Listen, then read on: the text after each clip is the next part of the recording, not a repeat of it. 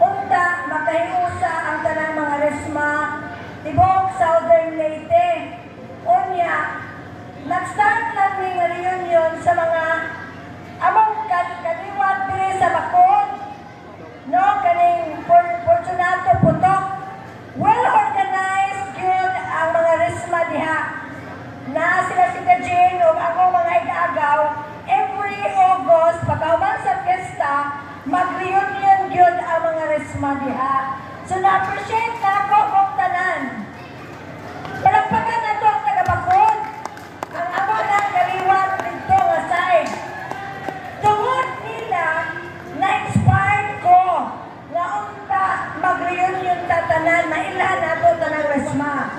So this is the reason, the year 2023, nag-reunion ang mga resma dinhi sa gym, sa parish gym. No? Kadto na sila, kami lang nga lugar. Then, ako nag-attend, na ako sa Cagayan de Oro. So I promise, nga year 2024, ako'y mag-sponsor sa atong reunion. That was last year.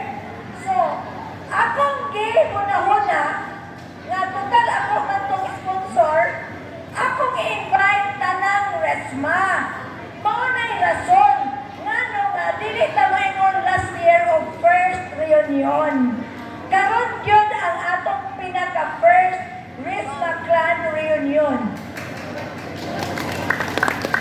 Last year, mo'to gingon nga, one man, one woman show.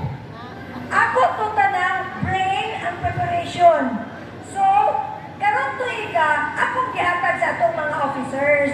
Kaya naman tayo mga officers yun.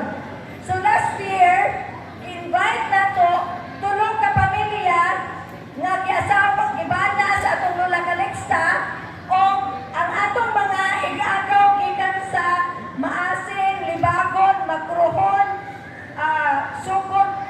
Last year, naagihapon sila. But then, that was just an introduction. Dilito na to first grand reunion. Kani yun ang atong first. Kay, introduction naman to. But, sad to say, nga kining atong attendance karon is just 25% sa atong attendance last year. But